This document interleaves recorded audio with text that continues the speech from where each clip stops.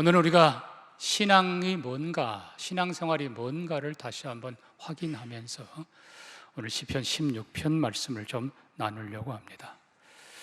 시편을 연구하는 학자들은 이 시편 16편이 우리가 그렇게 잘 아는 23편을 뛰어넘는 탁월한 시라고 인정합니다. 그래서 시편 16편을 아예 골든 포엠, 황금의 시 그렇게 부릅니다. 이유가 세 가지입니다. 제가 여러분과 함께 나눌 텐데요.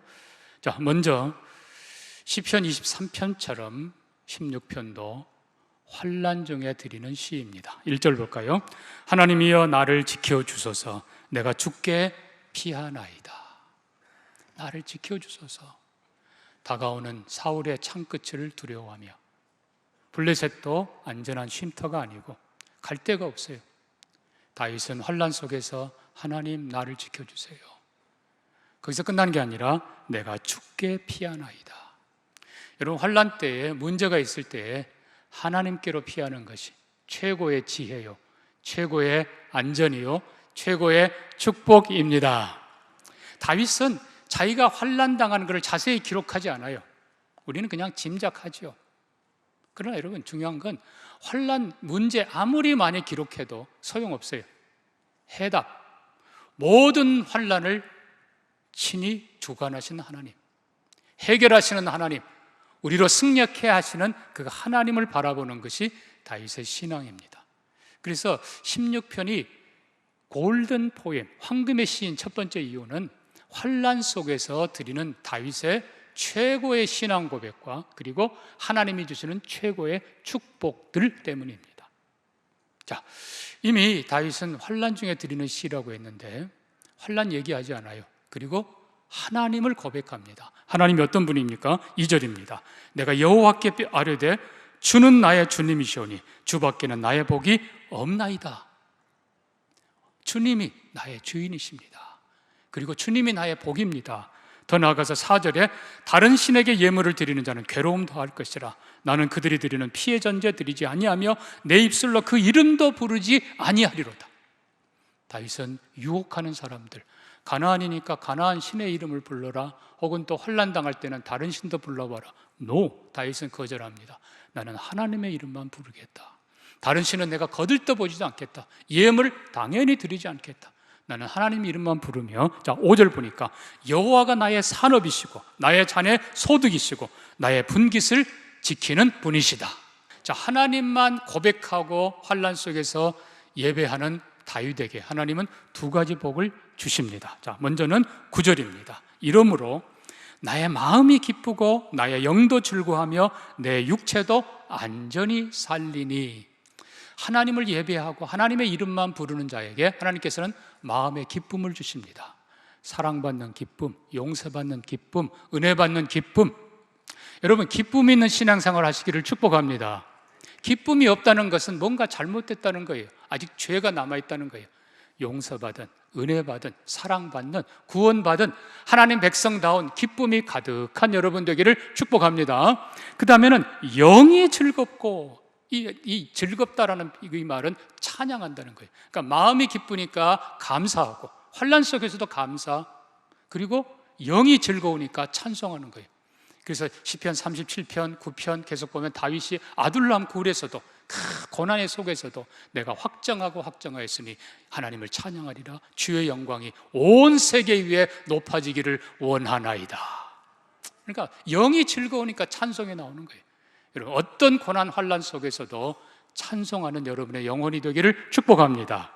내 육체도 안전히 살리니, 기왕이면 건강하게 살리니 그러면 좋겠는데 안전이라고 했어요. 안전이란 표현은 그분이 다스리신다는 거예요. 그분이 인도하신다. 내가 사망의 음침한 골짜기로 다닐지라도 그분이 함께 하십니다. 때로는 연약해도 감당하도록 은혜 주십니다. 때로는 힘들어도 사명 감당하도록 인도하십니다. 이게 우리가 이 땅에서 누리는 성도의 복입니다.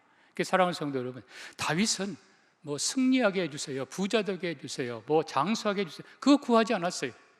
하나님이 주신 축복은 내 마음이 기쁘고, 아멘입니까? 내 마음이 기쁘고 내 영이 즐겁고 내 모든 삶을 그분이 인도하신다. 이게 우리가 땅에서 누리는 복입니다. 그런데 땅에서 누리는 이 복으로 끝나면 안 돼요. 자, 11절입니다. 하나님께서는 우리에게 더 큰 복을 예비하십니다. 11절, 주께서 생명의 길을 내게 보이시리니 주의 앞에는 충만한 기쁨이 있고 주의 오른쪽에는 영원한 즐거움이 있나이다. 다윗이 뭐라고 그랬어요? 땅에 사는 동안 주의 선하심과 인자하심이 정녕 나를 따르리니, 그게 앞에 있는 마음이 즐겁고 영이 즐겁고 그리고 우리의 삶을 인도하시는 하나님. 근데 그걸로 끝나지 않아요. 다윗은 23편 끝에 뭐라고 그랬어요? 내가 여호와의 집에 영원히 살리로다. 여호와의 집, 하나님의 품 안에서 생명의 주인이신 그 하나님이 주시는 영원한 생명, 완전한 기쁨, 충만한 즐거움, 그것으로 나를 위해 예비해 주신 그걸 누리겠다는 것입니다. 그러면 여러분, 우리가 예수 믿는 이유가 뭡니까? 땅에서 잘 먹고 잘 사는 것이라 하면 그거는 불행한 일이에요. 이 땅에서는 마음이 기쁘고 영이 즐겁고 우리의 삶을 하나님이 인도하시고 우리가 생명이 끝나고 그 다음에 끝나는 것이 아니라 영원한 나라에서 하나님이 주시는, 하나님이 함께 하시는 영원한 생명, 영원한 즐거움, 완전한 기쁨 속에 거하리라. 이게 성도의 복이에요. 그래서 이 첫 번째 이유, 성도의 바른 믿음, 성도에게 주시는 이 땅에서의 축복, 그리고 영원하고 완전한 축복, 이걸로 인해서 이 시편 16편은 황금의 시라. 첫 번째 이유입니다. 자, 근데 두 번째 이유가 있습니다. 더 중요한 이유입니다. 그거는 바로 10절에 있습니다. 이는 주께서 내 영혼을 수월해 버리지 아니하시며 주의 거룩한 자를 멸망시키지 않으실 것임이니이다. 자, 다윗은 내 영혼을 시편 23편에서는 소생시키시고, 근데 오늘 16편에서는 아마 더 큰 고난을 받는 것 같아요. 내 영혼을 음부, 수월, 지옥에 버리지 아니하시고, 그 다음이 중요합니다. 주의 거룩한 자를 멸망시키지 않으실 것입니다. 주의 거룩한 자, The Holy One. 다윗이 차마 자기를 향해서 주의 거룩한 자라고 했겠어요? 아니에요. 바로 메시아를 내다본 겁니다. 그러니까 다윗은 자신의 고난 속에서 메시아의 고난을 내다보고, 그리고 궁극적으로 그 메시아가 죄 없이 고난당하지만, 죽임당하지만 하나님이 그를 버리지 않고 부활을 시키실 것을 믿음으로 내다보는 것입니다. 그래서 시편 16편이 위대한 두 번째 이유는 바로 메시아의 시이기 때문에 그렇습니다. 그냥 고난받는 시가 아니라 부활과 승리의 시. 그러니까 이 다윗은 시편 22편에 엘리 엘리 라마 사박다니, 나의 하나님 나의 하나님 어찌하여 나를 버리십니까? 사울에게 쫓겨다니고 여기저기 쫓겨다니고 버림받은 것 같은 그 상황 속에서 22편을 계속 읽으면 기도하고 묵상하면서 다윗은 1000년 후에 나타날 메시아의 십자가의 고난에 그가 영이 함께 거기 거하는 거예요. 그러니까 십자가 위에 고난당한 예수의 모습이 생생하게 다윗에게 느껴지고 그대로 고백하는 거예요. 황소들이 나를 둘러쌌고 바산의 개들이 둘러쌌고 내 옆구리를 찌릅니다. 내 뼈가 물같이 쏟아지고 그리고 나를 조롱하고 저들이 내 옷을 제비 뽑나이다. 1000년 후에 있을 메시아의 고난이 시편 22편에 그대로 고백되고 있습니다. 그러니까 하나님께서 장차올 메시아의 고난을 가르쳐 준 거예요. 근데 더 중요한 건 22편은 메시아의 고난만 강조하지만 우리가 지금 읽은 16편은 메시아의 승리, 부활을 가르쳐 주고 있다는 것입니다. 주께서 주의 거룩한 자를 멸망시키지 않을 것입니다. 자, 이 부분이 성령 강림 이후에 사도 베드로가 구약을 인용하면서 메시아의 부활을 설교하는 바로 그 인용구가 됩니다. 자, 사도행전 2장 보십시다. 다윗이 그를 가리켜 이르되 내가 항상 내 앞에 계신 줄을 배웠으며 나로 요동하지 않게 하기 위하여 내가 그 우편에 계시도다. 그가 내 우편에 계시도다. 그러므로 내 마음이 기쁘고 혀도 즐거워하고, 아까 찬양이라고 그랬습니다. 육체도 희망에 거하리니. 자, 여기가 중요합니다. 이는 내 영혼을 음부에 버리지 아니하시며, 이건 다윗이에요. 그리고 동시에 주의 거룩한 자로 뭐를 당하지 않게? 썩음을 당하지 않게 하실 것입니다. 그러니까 다윗은 자신의 고난 속에 메시아의 고난을 이해하게 되고 그리고 한 걸음 더 나아가서 메시아의 궁극적인 승리, 부활을 믿고 고백하게 되는 것입니다. 그래서 주의 거룩한 자를 하나님이 썩지 않게 하실 것이다. 사흘 만에 그를 다시 일으켜 세우시고 부활하고 승리하게 하십니다. 그러니까 다윗의 고백은 이겁니다. 내가 지금 고난당하지만 이걸로 끝나는 것이 아니라 내가 메시아의 고난을 이해하는 믿음을 갖게 되었고, 더 나아가서 메시아는 죽지만은 그러나 썩은 자가 된 게 아니고 다시 부활할 것을 믿고, 나도 예수 안에서, 메시아 안에서 부활하게 될 것을 믿음으로 고백하는 것입니다. 자, 이 똑같은 고백을 욥이 하고 있습니다. 욥기 16장 봅니다. 지금 나의 증인이 하늘에 계시고 나의 중보자가 높은 데 계시니라. 나의 친구는 나를 조롱하지만 내 눈은 하나님을 향하여 눈물을 흘린다.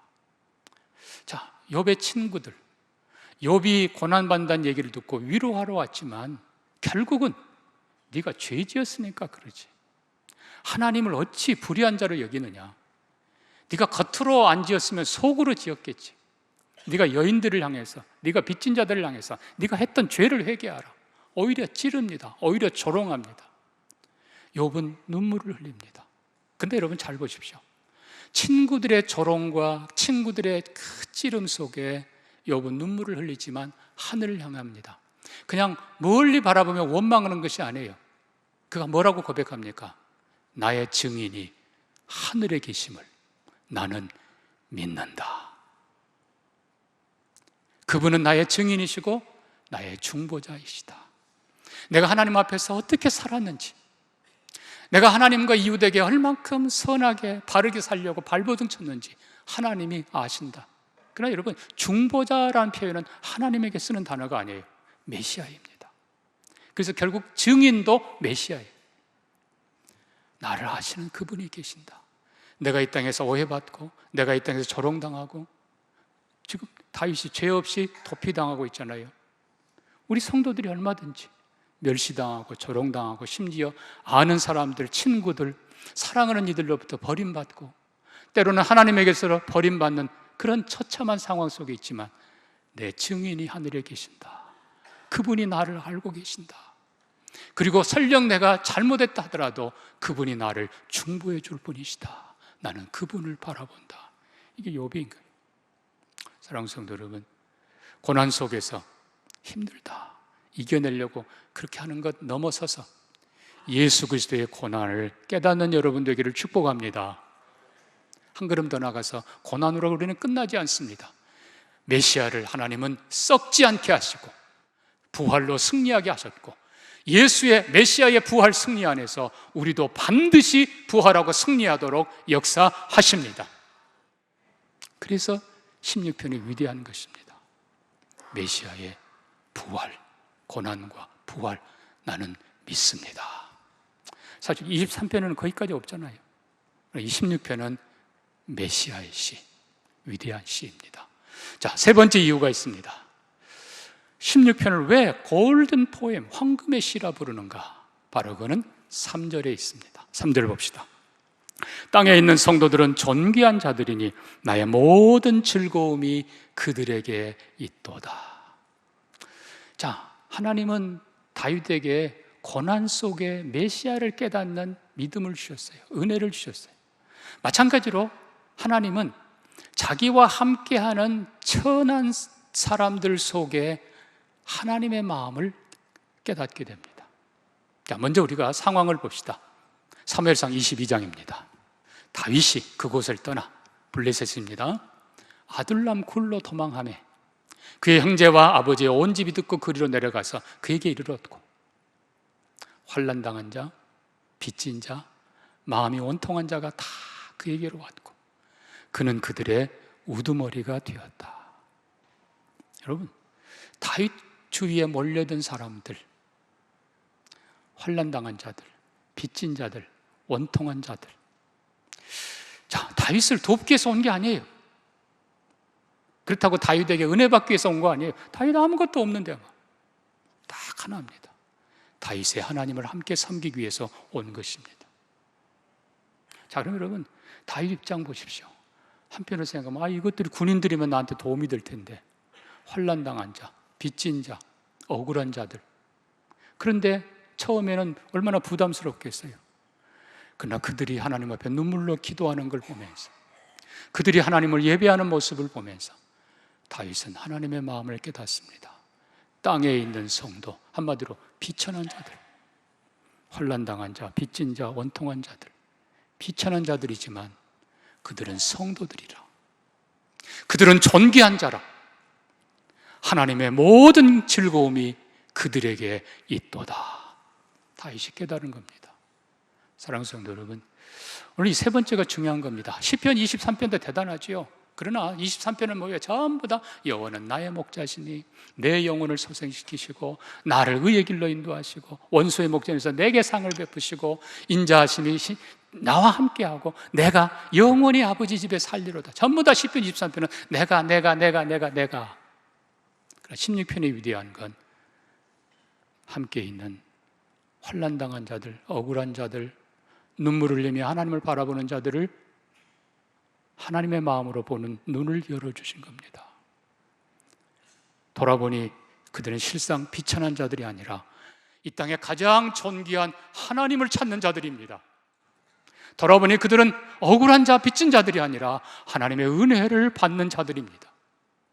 그들은 존귀한 자들이라.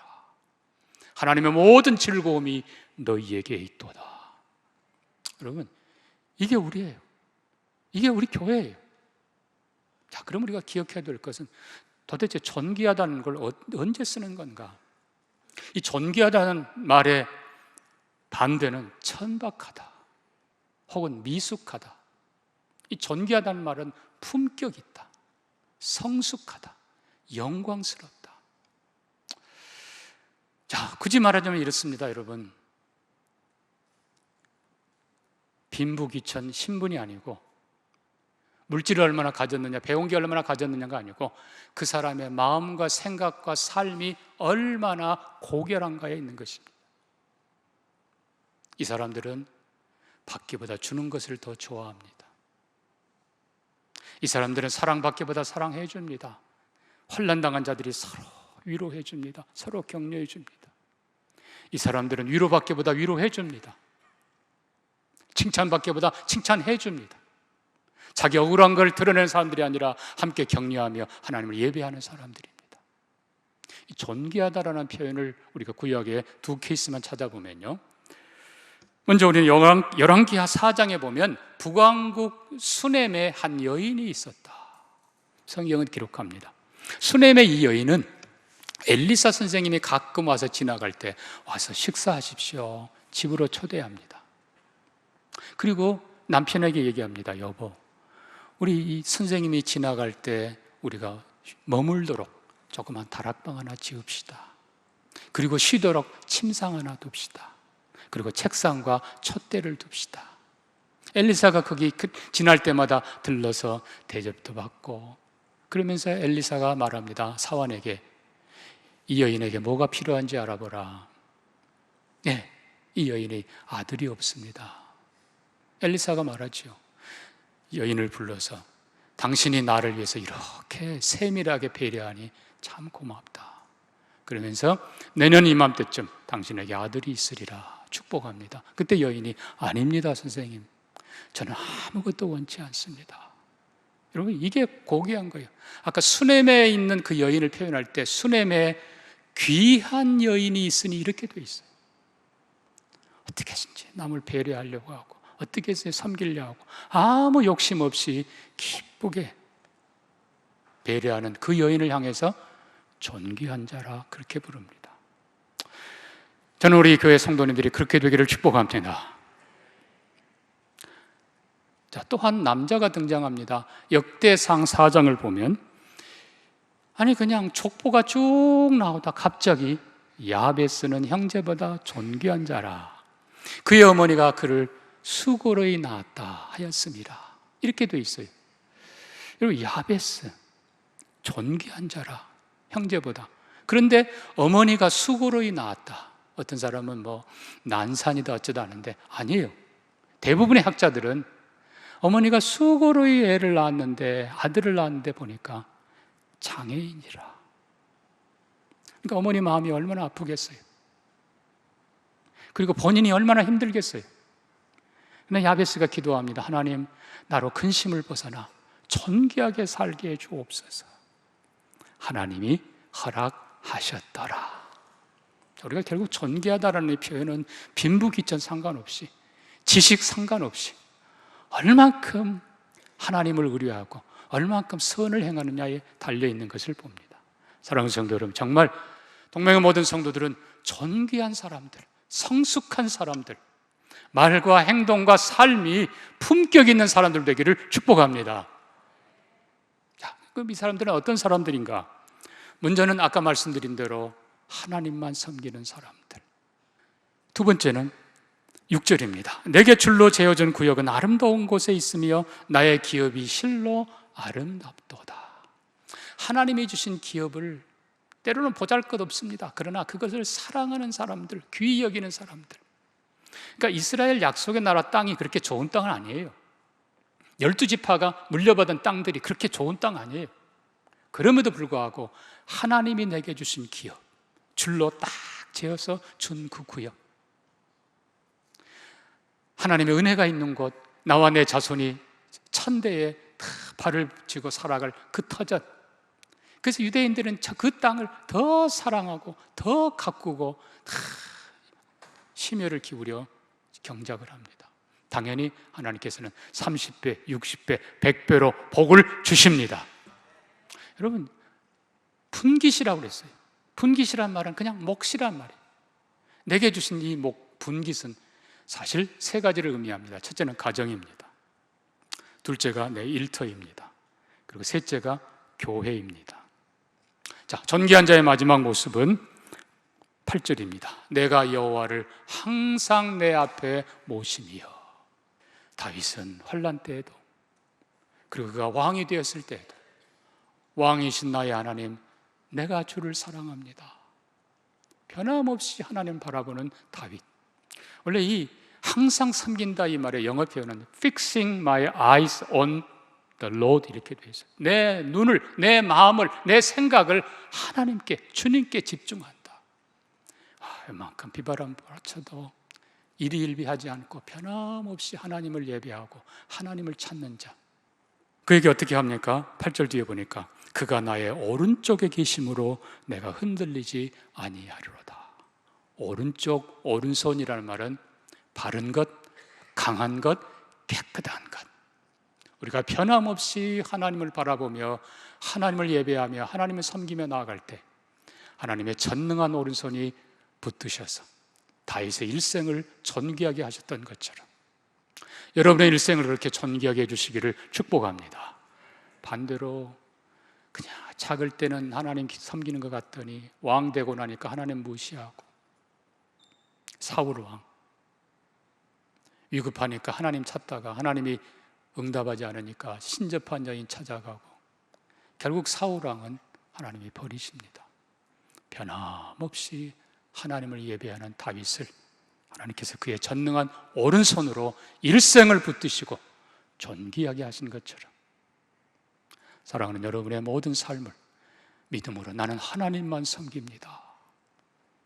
그를 하나님께서는 존귀하게 여기시고 그를 붙드시고 메시아 안에서 승리하게 하시는, 항상 붙드시는 축복이 있기를 바랍니다.